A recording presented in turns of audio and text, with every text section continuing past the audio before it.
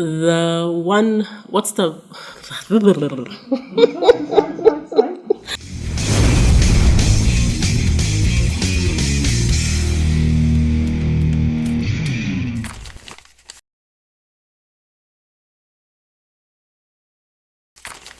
marketer, mom, diabetes educator, and advocate, chief cheerleader of marketing professionals, Rotarian, foodie, and self-confessed K-drama addict.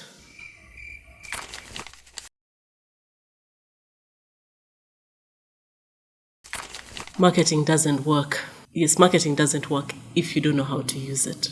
But if you know how to use it, it can actually deliver significant value for your business and sustainably.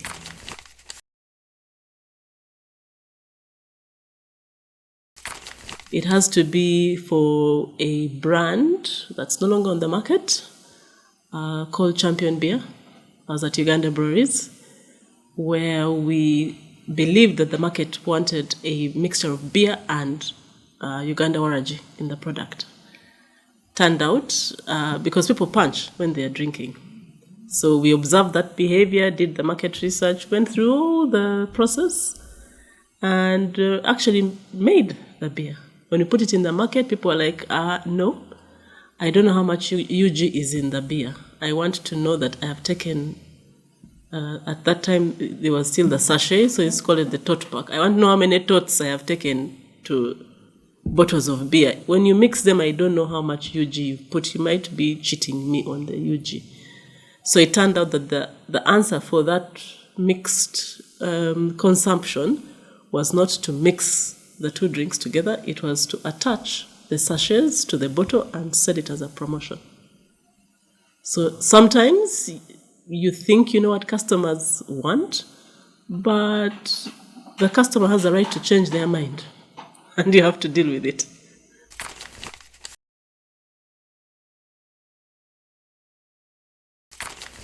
Diligence. You have to stick at it. There will be days when you want to throw everything out of the window because maybe it's not going the way you want. But if you're truly passionate about it and you understand and appreciate the value that it brings for the organization that you are applying it to, then you stick at it. Nothing was ever won by taking shortcuts. If you're in for the long haul, you will see the results. There's stuff which I've worked on, brands which I began to see the fruits of that labor years after I had left those brands. So diligence.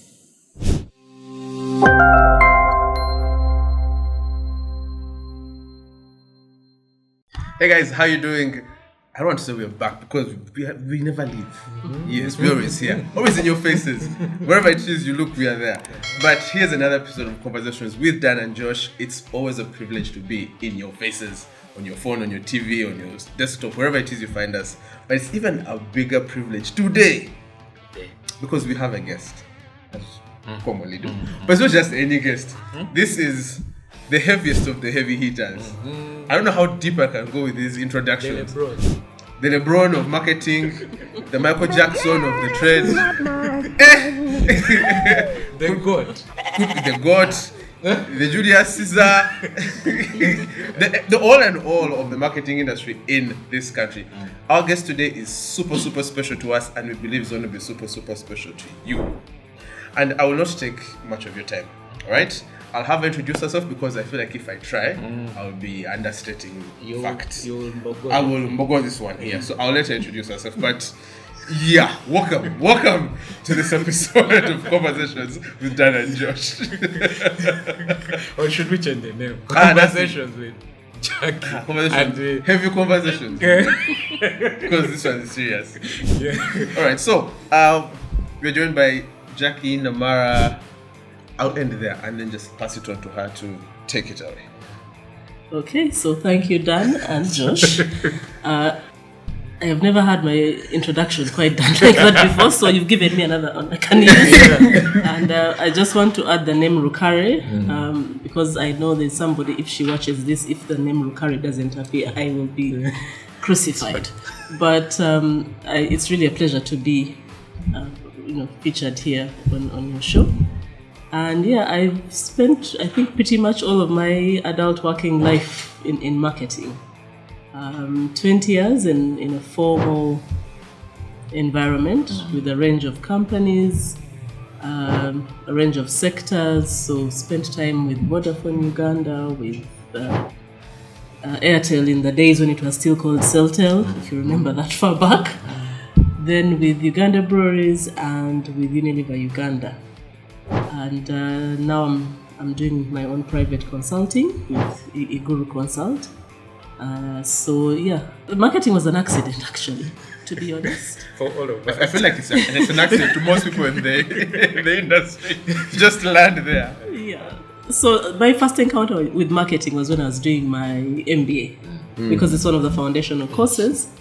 And I think there was a happy marriage because my first degree was in social sciences, and I started to relate to things we had covered in sociology around human behavior. And I think that's where the light bulb came on, or something clicked, and I said, so all that stuff we learned, then this is how it could actually be applied in a commercial world. And I think I'm one of those learners who is I think they call us pragmatic learners. If I can't see the use in real life, somewhere something switches off. So for me, that was the one thing where it clicked. And because I was a full-time student, the majority of the people in the class were working full-time. So I think I learned more from my classmates than from the formal learning, because then we would get to see all these things we're learning in class. How do they actually work in real life? How are they applied? So that's how I got into marketing. A good friend of mine, Amelo Jalu, was with Unilever Uganda at the time, and this is before mobile phones. So I was studying in Australia, and we were corresponding by the usual letters. If you remember things like aerograms. I don't think most of our audience knows what that is. Most people don't know what. Actually, if you put that in a trivia quiz, most people would fail it. So for us who have DOB issues, we would get. So she's the one who put me onto the opportunity and said, Unilever is recruiting management trainees. Why don't you send me your paperwork? Yeah, so I sent in the paperwork. We went to Nairobi for those interviews. The hardest interviews I have ever done in my life. Done over 3 days. You do the usual psychometric tests. Yes. You start with group work, so you're a group of 20. You're given a task, then the group shrinks to 5. You're given a task, and then you have your one-on-ones in the afternoon. But throughout the entire 3 days, you're being assessed. So you get to spend time with all the executives. So you will have lunch or dinner or cocktails, and they're saying, how do you interact? How do you conduct yourselves? That's where you're like, thank God my mother drummed the table manners into us, because how you ask a waiter or waitress for something, or if you're trying to ask for someone to pass you the thing, how you use the cutlery, do you know what you're doing? When you see the booze, how excited you get. You want to see the bottle. Yes. So I am forever grateful for Unilever, because I think that's the one place that really gave such a fantastic grounding in marketing, both the principles and the practice.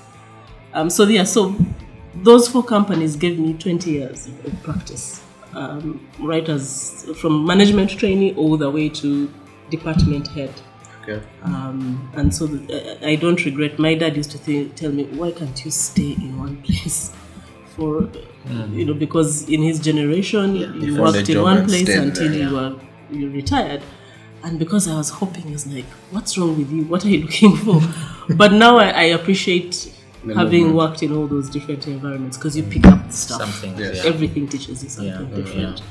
And that has become invaluable now when I'm consulting, because I have at least some idea, at least in those spaces. A lot of things, yes. So marketing became something I grew to become passionate about, but at the time I went for the MBA, we didn't really know what marketing was. It was, you heard about it, but we didn't actually know what it was.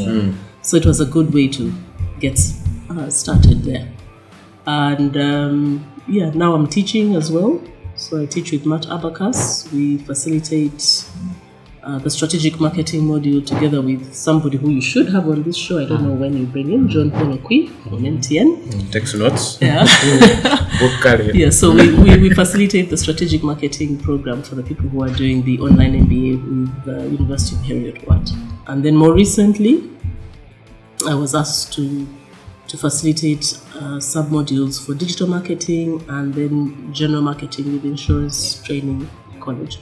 But I've also done training with the Uganda Management Institute and with Uganda Matters University. They have a particular MBA called the E4 Impact MBA program, which is different from the, I would say, traditional one, where you now get to, you're doing business, but you have a social impact angle. And those were some really interesting conversations with basically the people who are in that class are social entrepreneurs. Yeah.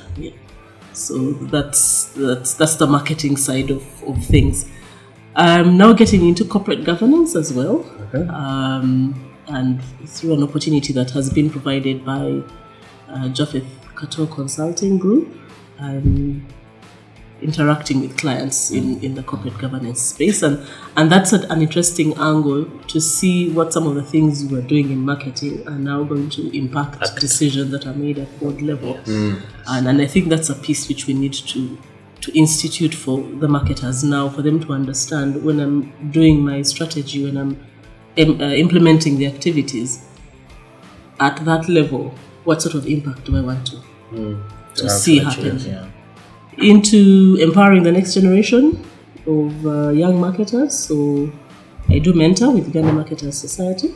They normally put a cohort together and they distribute. Not so active on the Chartered Institute of Marketing side in terms of mentoring. It has been a bit busy, but yeah, I when I have a chance and opportunity, I do some mentoring there. But I think more close to my heart is Girls for Girls. It's an organization that mentors women for positions of leadership.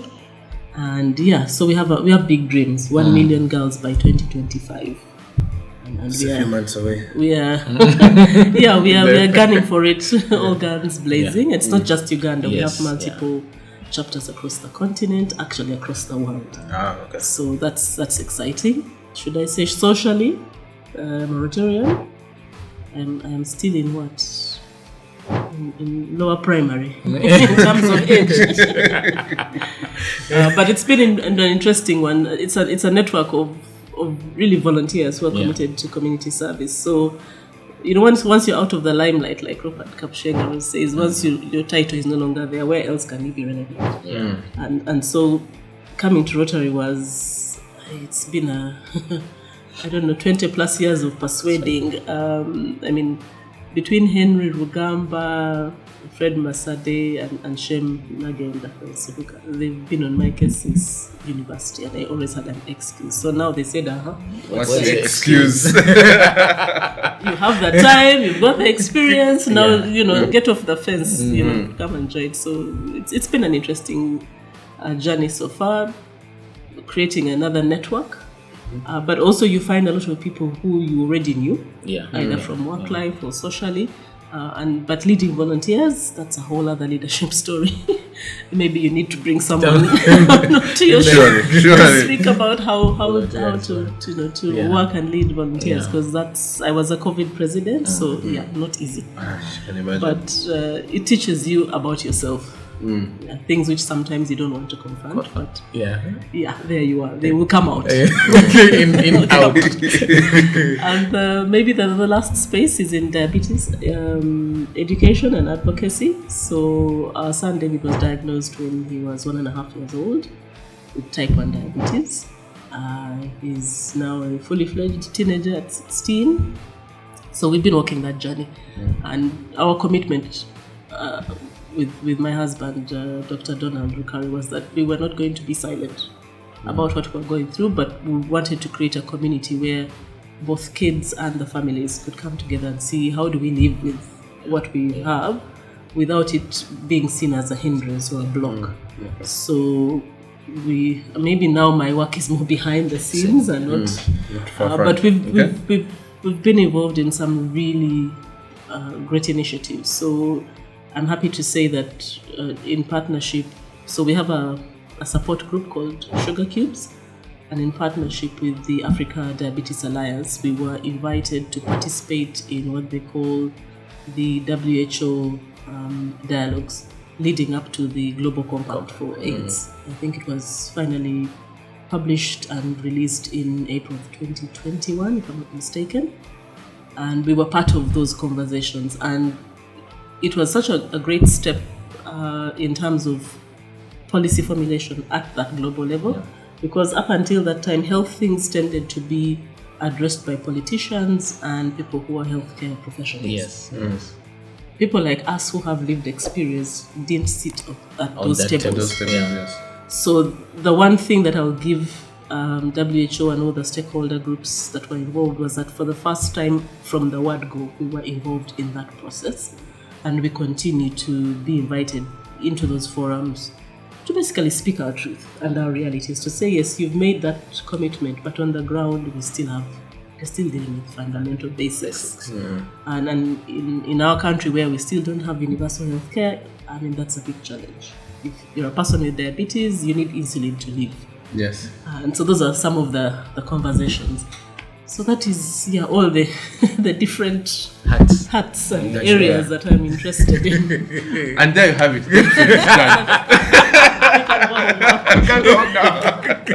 But no, that was just the introduction. Yes. And the topic that we're here to discuss today is one that we didn't know. First of all, I didn't even know we could have that conversation. Yeah. And we are glad that you're the one that's taking us to this, because we want to understand what it is to market individuals, businesses, and then countries. Boo-boo, gifted by nature and all its friends and cousins. How do we take that to the world? Yeah?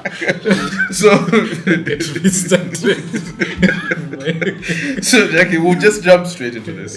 How does one go about marketing oneself despite the noise in society? This is society, in the industry, wherever there's so much. How does one market themselves and stand out? And it's a noisy world out there. I mean, you probably heard this as a cliche, but as a personal brand, you have to decide, what am I good at that no one else does? If you want to get technical, we call that a unique value proposition. So that when people are asking for somebody who can handle a particular issue or challenge, you're the go-to obvious person that they can relate to. And that means when you decide to come up with your personal brand, you have to think about what problem or issue or challenge are you going to solve for your intended audience.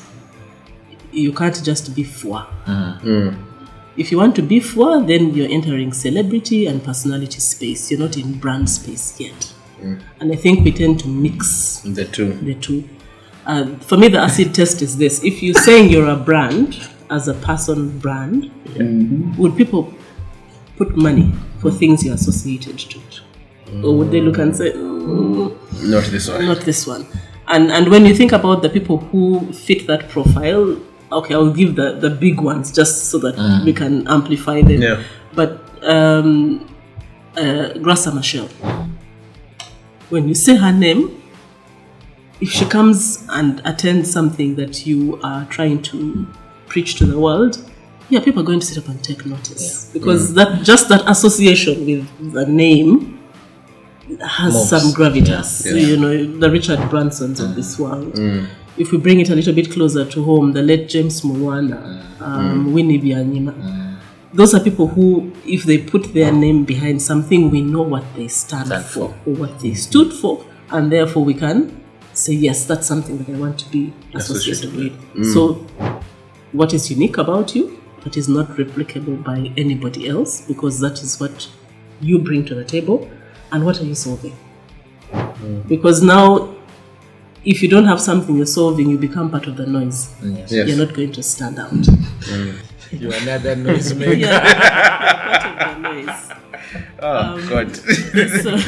Some of these jokes write themselves. It was there. And now we are in a digital world, but even before we went digital, I think digital just helped us to crystallize the thing around content creation. So if you're a personal brand, we want to see you, we want to hear from you. Okay. And so, what expertise, what opinions, what are you going to bring? What sort of engaging content? So, if you like to write, do a blog. If you're more in the social media space, then in your channels, tell us what you're doing. Yes. Give us something that helps us to keep reaffirming why it is we want to be associated with you as a brand. Yes. So contribute, participate. If there are activities, don't show up in a physical networking space and be a wallflower. I know for some of us it's not natural. You're introverts, but you have to give yourself a target and say, I'm going for this event. I'm leaving with 5 business cards or contacts. I need to meet 5 new people. Because I'm interested in these areas, I need to actively seek them out. So don't just network just for just. So don't be a keyboard warrior. Yes. And if you're online, if you meet people, it's always good to follow up with a message or an email, or if you've connected with them on LinkedIn and say, hi, just wanted to say it was nice to meet you, because that then gives you memorability. Then they'll be like, yes, especially when you've been to an event and there are like 400 people. Yes. There's no way you're going to remember all the people you met. Yeah, that's true. But the ones who send you a note and where you had something you talked about in common and you connected and you send that note, then they'll remember. Yes. Oh, okay, yes, now I know who that is. So have that engagement. And if you've exchanged notes about things you're interested in, then if you find interesting content, share it and say, I remember you said this was something you're interested in. I found this article. Or check out this video. Maintain that conversation that you started. So you probably had your network is your net worth. Yes. And that's true. So you might have 1 million followers, but no one knows who you are, what who are you what are you doing? And then we've always had this word bandied about. Everywhere we talk about authenticity. Yeah. So for me, authenticity is more about consistency. Because if you're true to yourself, then we won't be second guessing you every time you appear in front of us. Yes. You're thinking, which version is showing up today? But if you're really true to yourself, then every time we engage with you, it's a validation of your honest, true self. We're not saying, today, which version has come out? Okay. Let's wait and see. So if you don't have that authenticity, it is hard to build loyalty. It is hard to build trust because people don't know who am I dealing with in this instance. Might shock them tomorrow. If for those of you who watch The Unpopular Opinion, those 3 lovely ladies, for me, I think Prim Nyonyozi is the one who I just like the way she does her things, and it's her. She does something, and you're like, yeah, that's so Prim. And you need, if you're trying to build a brand at that level, you need that kind of reaction where you do stuff and people are like, yeah, this is so and so. That's the person. I know that to be true about that particular person. So those are the 3 things I would say for personal brand. What I've picked out is not be part of the noisemakers. Just avoid being a noisemaker. You can Live above them. You can think you are branding. Kumbe. You're in the Chigoma club. But that's interesting. My question is, on top of that, is there a wrong way to market yourself? Yeah, sure. Like most things in life, there is a right way and the wrong way. Yeah. What we sometimes see, and I guess having social and digital media has helped to make this an issue, you can be over-promoted. Like we see you in everything and everywhere. And that over-promotion maybe comes from a lack of focus. You can't try to be everything to all people. Yes. Pick your tribe and then be whatever it is that you want to be to those people. So I know it goes contrary to what people think. They say you must try and appeal to everybody, but no. You're not everybody's cup of tea. I like to say you're not ice cream. Even there are people, But then there are people who are lactose intolerant. Yes. So even if you're ice cream, they still serve bad. So you need, it's like when you're courting, I don't know about the two of you, we didn't get into that discussion, but I would like to think that if you have seen a young lady you like, there needs to be a bit of mystery. Yes. Yeah. If you know everything and it's all out there, then it loses its appeal. Yeah. Same thing with a personal brand. If you're over promoted and you're everywhere, then there's nothing, there's no intrigue, there's nothing that's going to draw you in. So it's a delicate balance, because there's a certain degree of self-promotion which you need to do so that you can get your brand out there. But you have to be clear that I will not go beyond certain things. So maybe it's in the frequency of how often you're out there, but or maybe also the things that you're related to. Okay. So we're trying to look for, when you're promoting, are you educating, are you entertaining, are you inspiring, and I know it's hard because economically, That's very true. bills have to be paid. Yes. It is so hard to say no to good money. True. And the aeroplane is no longer doing But you have to be able to say, this one I'm sitting it out. Yeah. So if we know you as a travel and leisure person, That's one. and then all of a sudden you're doing diapers for babies, the money might be really, really good, but you just lose all credibility, because no one believes. The diapers are believable with somebody who has a child. Yeah. Yes. And preferably one who is still using diapers, because then it's people can say, It's okay, believable because they're going through it. yes, they're going through it. But now for you, we know you for other things, and then we are seeing you in this thing, doesn't make sense. Okay. Then you have to be consistent. If you're inconsistent, then your messaging maybe is not making sense. Today we hear you saying one thing, then the next time you're saying something different, and then there's contradictions, and it's like your personal brand is tug of war. Yeah. Then it doesn't make sense. And then feedback. Feedback is a gift. When people tell you, this is what we think, this is what we feel. Of course, they're the trolls, especially in the online spaces.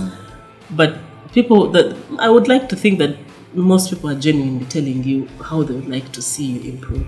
So when you get that feedback, respond.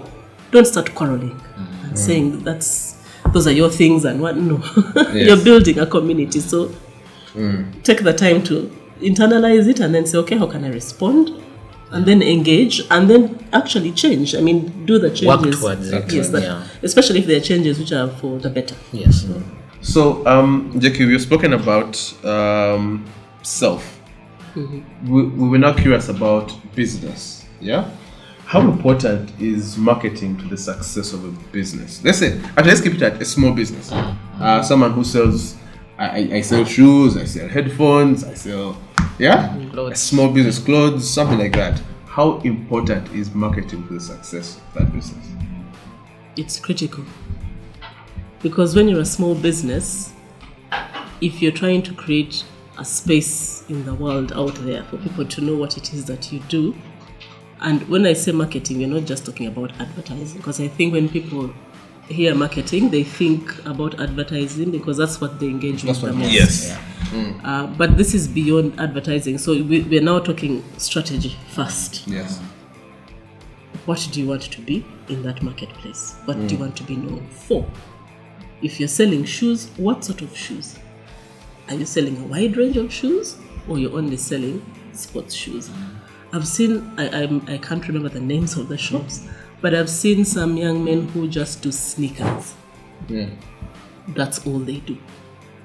And I like the way they have basically said, we're looking for sneakerheads. And we don't care what age you are, what race you are. If you're a sneakerhead, you are our target audience. Yes. And you can see that they've thought through, where are we going to find these people? So where do they place their content in these online spaces? What events do they go to? What sponsorships are they offering? So if we are addressing maybe an influencer, when we get the credit, the call to action, I clearly see this is a small business, but they are very clear about where they want to go, and they're leveraging all the things that marketing does to deliver value for themselves, but also for their customers. So marketing starts from the strategic point of view. Okay. Who do I want to be in the marketplace? Who are my target customers or my intended audience? How do I want to reach them?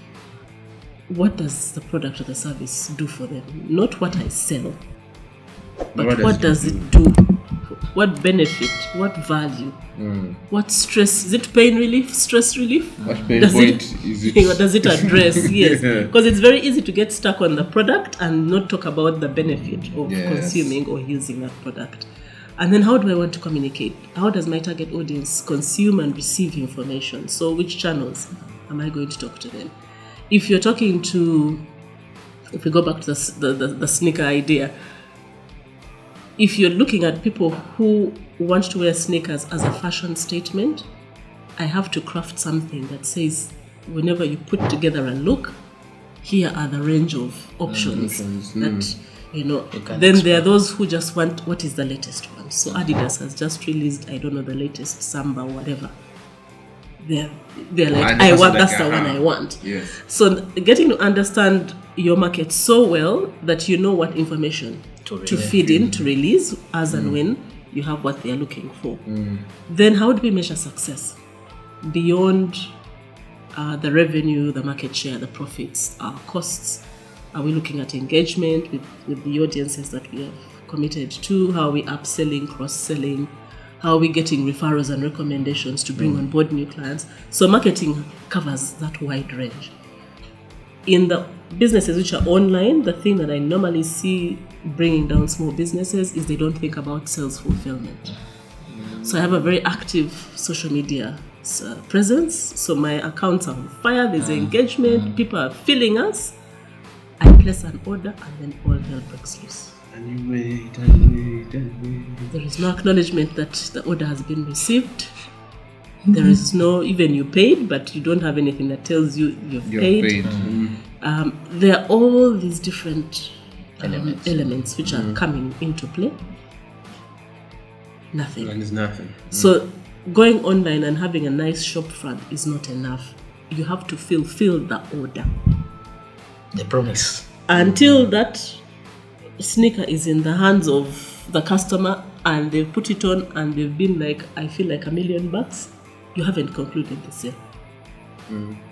And that's where I see people think that I've done marketing. No, marketing it includes also that piece, making sure.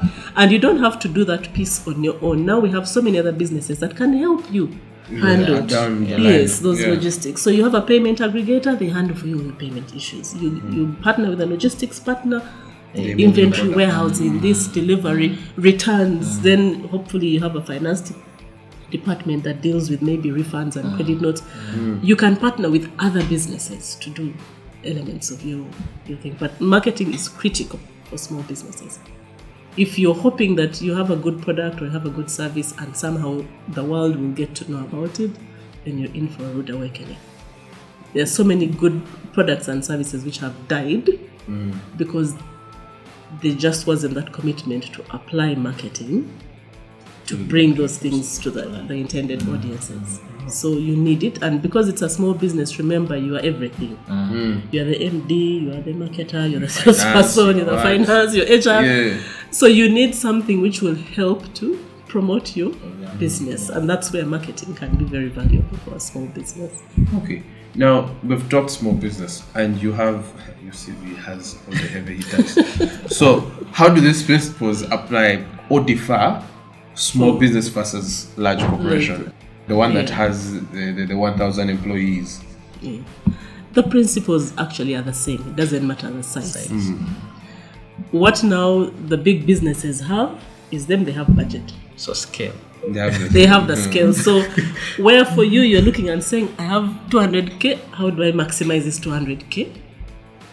A bigger business might have, I don't know, 20, 30 million, a billion even. So it's about the scale, how much resources. But you can have that 1 billion and your 200K works better than the 1 billion. 1 billion, that's right. Yes. So just having bigger budgets is not going to solve the problems. You also have to know how to use that money in the most optimum way.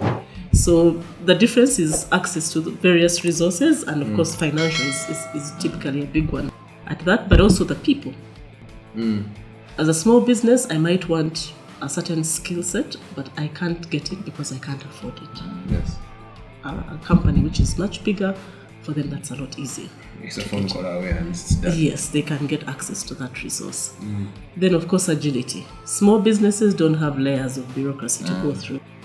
If I have a good idea, as the owner of the business, I will choose to execute it. You can get the idea, and then by evening, it's executed, it's done. So I don't have to go through all those layers to get things done.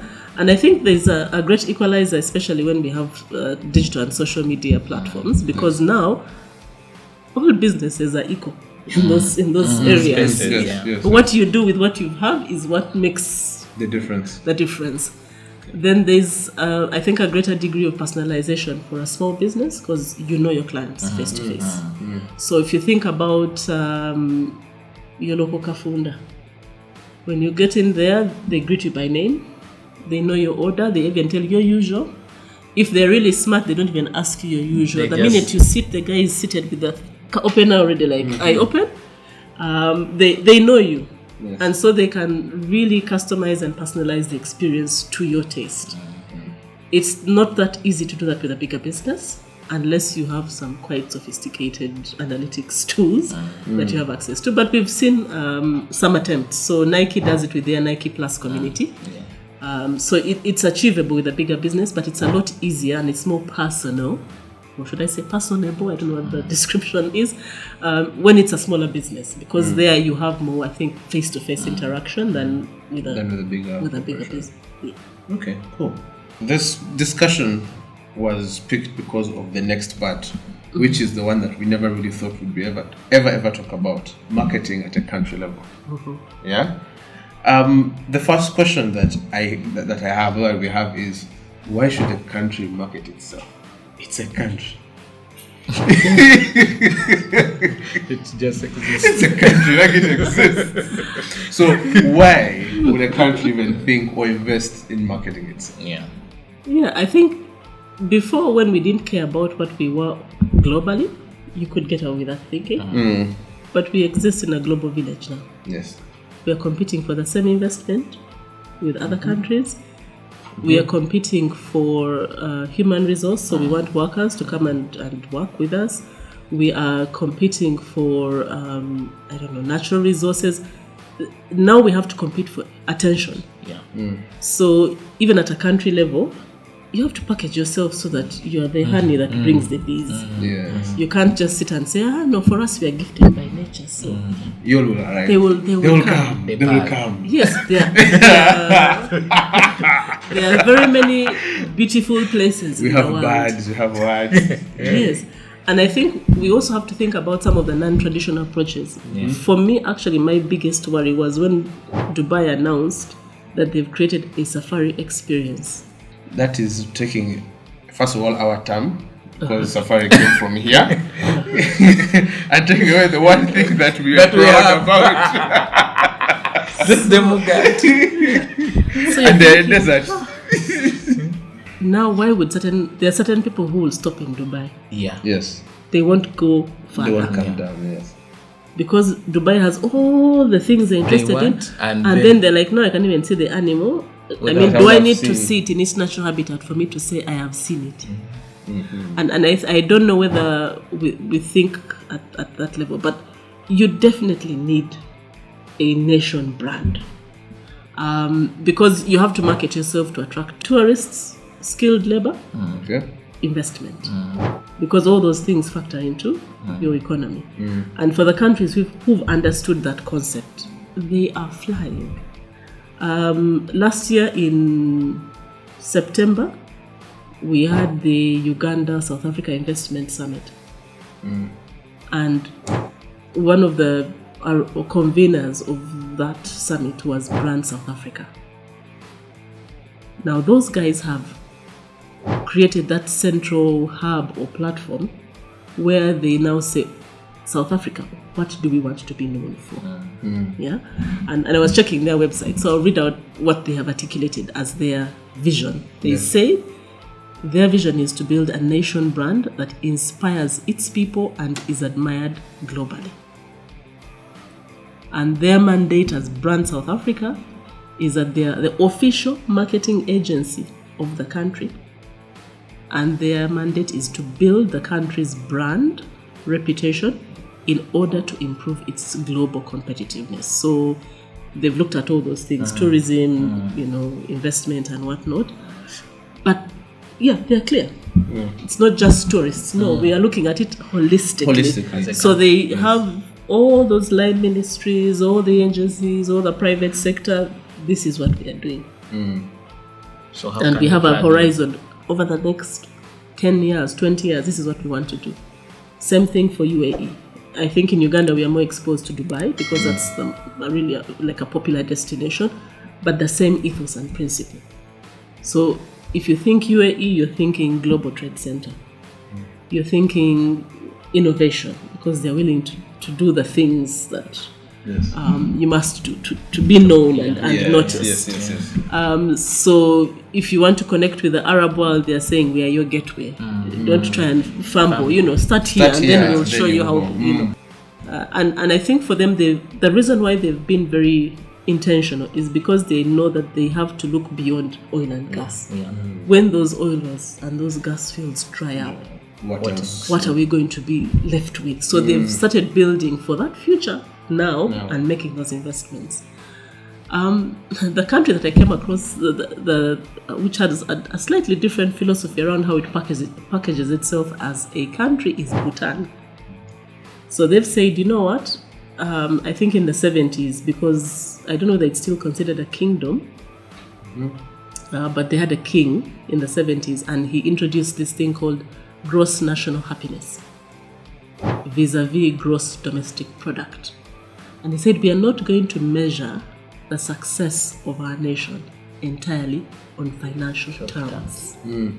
So they look at preservation of culture, they look at sustainable and equitable socio-economic development. So they're looking at other things, and they're saying, we want to also. So it's not just about it's the money. It's not just the money. It's about the people. Exactly. So as you can see, there's a variety of ways you can brand your nation. You don't just have to be one thing. You can say these are our key pillars or elements. That's what we are going to go for. And every country picks what works for it. All right. So let us sort of bring it home. Or holistically, or hypothetically. Is the one I wanted. Hypothetically is the one I was looking for. Yes. What are the 5 things? What 5 things, just from your book? I know there's a lot, but just 5 things that you think a country should do to market itself. And who should execute these things? Where should they? It's good to have the ideas, but then who carries this vision? Is it us, the young people? Is it our leaders? Is it all of us generally, as the populace? Yeah. My literature from high school is kicking in. Orzungu Kati now. Finally, my literature can be proud. I taught him. Maybe I'll start with who should be responsible. Yes. I think it has to be a partnership. We can't leave it to government alone, but in an ideal situation, it should be government-led. But it doesn't mean government is the only one which is takes part. So it has to be a partnership.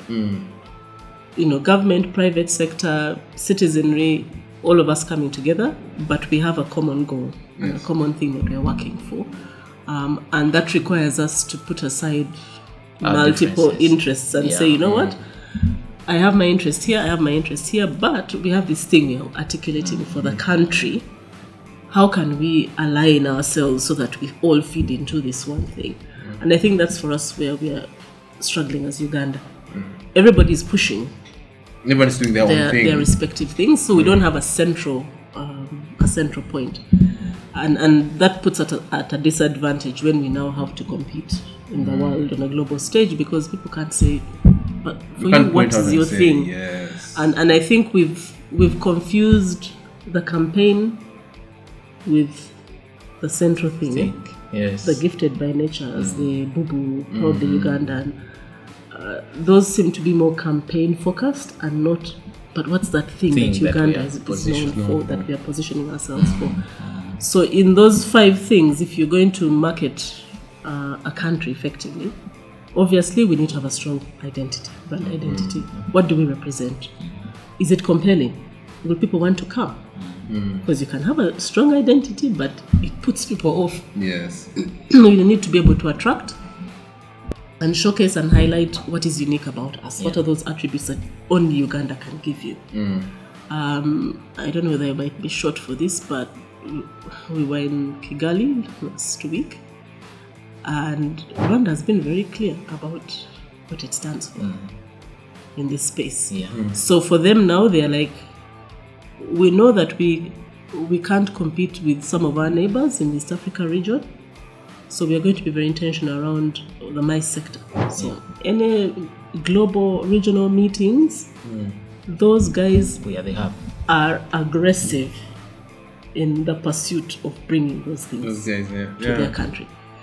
For tourism, they've said we're going to focus on the luxury segment because we know we can't supply the entire audience that is available. Yes. But if we can have a few really choice destinations that have been developed with that segment in mind, it makes it, when you're having if you're trying to do a business case, it is easier. It's easier, yes. Because I think tourism is one of the few places where for every $1 you spend, you get back a return of $2.50. So it's a no-brainer. Am I going to chase backpackers, or am I going to chase high-end luxury? Yes, because that guy, okay, the backpacker, no offense, we want you, but I'll come and spend maybe over a period of 3 weeks, I might spend $3,000. I go for a luxury client, in maybe the same period, they'll drop anything between $250,000, maybe even up to $500,000. So now you begin to see why your identity has to be clear. Yes. On who are you chasing? Who are you chasing? And that then also impacts where you're going to place your investment. So if you're doing luxury client, your infrastructure has to be in point. Yes. You can't just say I'm attracting the luxury client, but they come here, they don't find the luxury. And they're just inviting disappointment and frustration. Then of course we cannot get away with tourism, whether we like it or not. You have to be, what are you selling? Yes. And for us, we are lucky. Yes, we talk about gifted by nature. So we've got what God gave us in terms of animal life, plant life, but we also have culture, heritage that we can package. I every time we celebrate Martyrs' Day, I just see it as a lost opportunity for tourism. You think about what Israel does for those Holy Land tours and whatnot. They have a system that they have put in place that says if you want, like the way the Muslims say they are going to do the Hajj, why aren't we making something similar? That annual pilgrimage, how do we make it? How do you get the value out of it? Yes, so that it's not just our own local people here who are coming. We are actually actively promoting all the things that we have. Now, we have to put our money where our mouth is. I was looking at, it was an open letter written by some of the sector players to the president through a private sector foundation. In 2023-24, the tourism sector was allocated 284.7 billion shillings out of a national budget of 52.7 trillion. It's a joke. 0.47% of expenditure in the sector. And then in that same document, you're telling them that you want tourism to contribute 8.5% to GDP. In what world is that going to happen with that level of expenditure?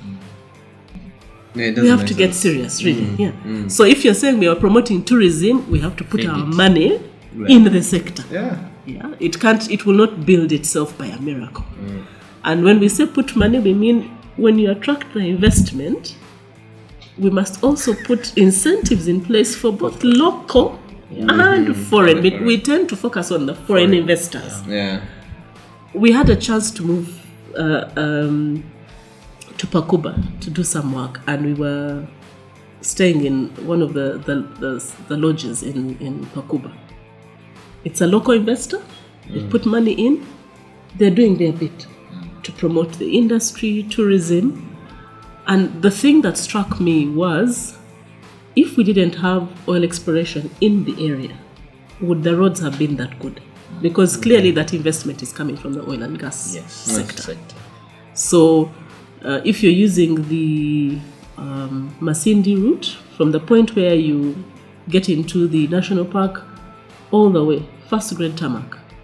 Even when you branch off to get into the various lodges and hotels, really good maram. I mean, you can see they put money in. Like, okay, fantastic. However, we are still struggling with things like communication. And this is where interagency collaboration and that understanding of the common goal has to be clear. On the one hand, we have Uganda Wildlife Authority, which wants to conserve the beauty of these spaces and keep things as natural as possible. And we understand that. On the other hand is UCC, which is trying to promote penetration.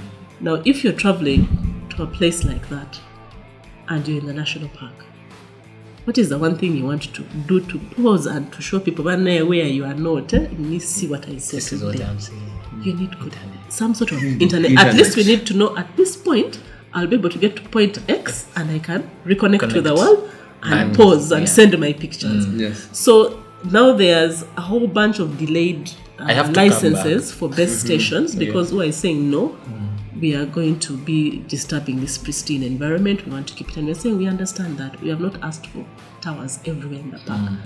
But where you have facilities where people are paying money to spend the night, there should be at least good coverage there. So let's have a concession to say for certain areas, if you put one here, it can serve maybe 3 facilities. Because now Pakuba can't attract people to come for business conferences and retreats because what is one of the first things people will ask for is their internet. Yes. So now when we talk about attracting investment, the policies need not to be contradictory. They need to be complementary so that what one party is doing feeds into and complements from the other. So that's another one. Then, of course, we've got all our embassies and high commissions offices. How many of them actually spend time actively promoting Uganda for whatever reason? So we should have, I'm assuming there's some work that happens, but do we do it as a consistent and so that we know where the key hubs where we want to attract investors or we want to attract tourists? Is our embassy involved? So if you're looking at China, how active is what public diplomacy things are we doing in those spaces to make sure that Uganda is top of mind for those countries?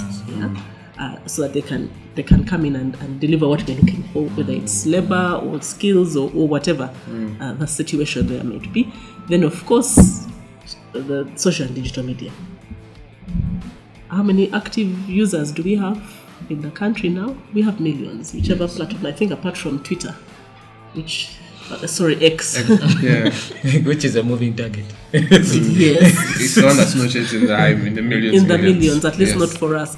But we have all these platforms. So how do we leverage our stories and our narrative on those platforms? And I think this is a conversation that has been had in many spaces. Ugandans are the first ones to diss their own country. That is true. Yes, we know we have the problem, but you don't have to tell the world. Yes. Keep it. Don't tell the world that we have issues.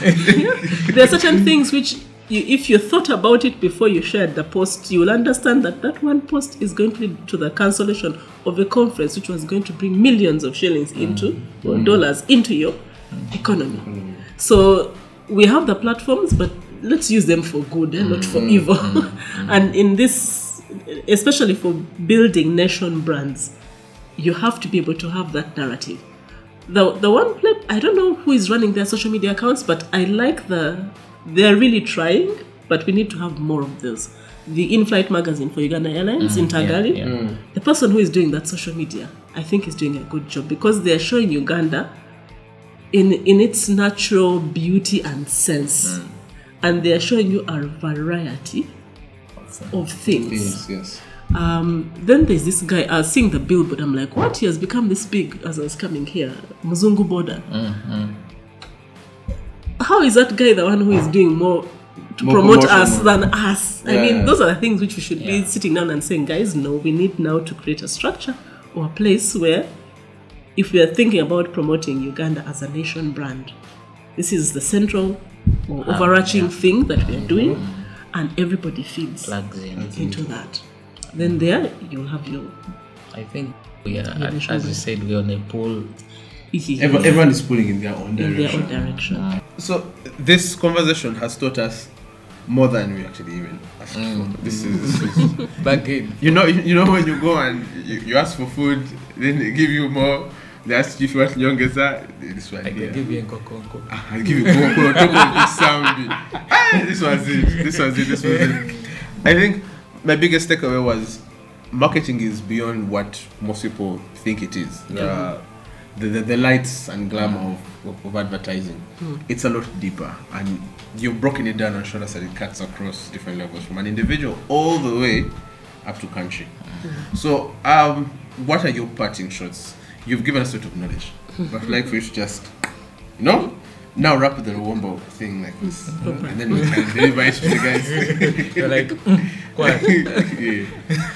I think we have a lot of work to do, and being part of the Uganda Marketers Society, we can't stop preaching the gospel of marketing.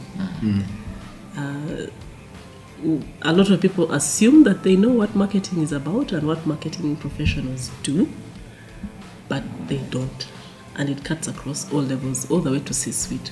So you find that you're constantly trying to justify your existence and your budgets and your business cases. So I think for me the parting shot is that it's a continuous learning journey. So let's not get tired of whatever platform you have. Use it to educate, to inspire, to showcase what we are doing in the marketing space. And more importantly, please hire professional marketing folk. I can't overemphasize this enough. I also work with incubator and accelerator programs, and I can't tell you the number of business owners I have interacted with who were taken to the cleaners by somebody who claimed to have some sort of marketing expertise but didn't. And I think that's one of the things that we are actively, hopefully, working towards.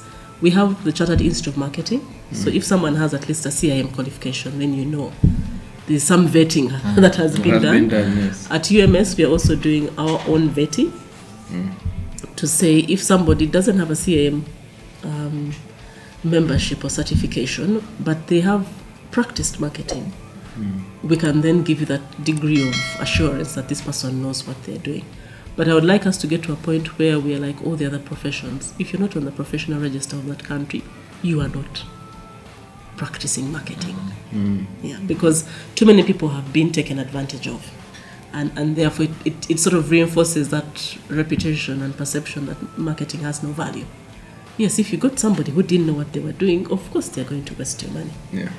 So just make sure you work with people who are actually trained professionals. You wouldn't go to anybody to treat you when you have a medical condition. Why are you allowing someone who doesn't have solid credentials and experience to actually handle your budgets and handle your business? Because they can kill it for you. Yeah, and that's not the reputation we want to have for the profession. So work with a qualified profession to begin with. Secondly, the value of marketing is undeniable if it is done right. So invest and then start to see how is it going to build value for you in the business. And that's something that takes a concerted effort. So it's not just us in the marketing fraternity. The good thing, I think, now at a professional level, we've really established good working relationships with the Public Relations Association of Uganda, with the Uganda Advertising Association. I don't know in the digital marketing space whether there's going to be a separate There's one in the works. institution. It's as if. There was one for market research, but it's gone silent. There was one for outdoor advertisers. and then for the Media Owners Association. So we've tried to, at least at an institutional level, say, guys, we are not working against each other, we are working together. You want to build legacy brands, maybe is what I should call them, the ones that outlive you. Yes. Yeah, but they have to be based on some solid principles that are sort of reviewed and made relevant for whatever time they are in. All right. Thank you for your time. Thank you for your knowledge. Thank you to everyone who has made it to this point of the video. We definitely need another one. Yes, we definitely need another one. This is not going to be the only one. No? We shall definitely have another one. But I also feel like we need to package everything you've shared. So we shall have the workbooks are going to return. Yeah. We shall have a workbook for this one. Check in the description. Yeah. Yes. Oh, yeah. And before we leave, what do you do for housekeeping? What do you tell them? But as always, today we have been silent banners because we didn't want to be it's my cars. But since you made it here, subscribe. We shall drop the links to Jackie's different platforms, business, LinkedIn, so that you can, as she encouraged, network with impact. So you can drop you can start with us and say, I watched you from CDG. You see what we did? Yeah. So subscribe, share with someone also who can benefit from this. And of course, we shall bring back the workbook because there's a lot that you could reference back. And we always have a monthly newsletter curated usually by Dan. I just chair lead. Yeah, with a lot of news, a lot of updates around. It's not skewed to only the region because marketing is a global display. Yeah. And otherwise, see you on the next one. And be good. Yeah.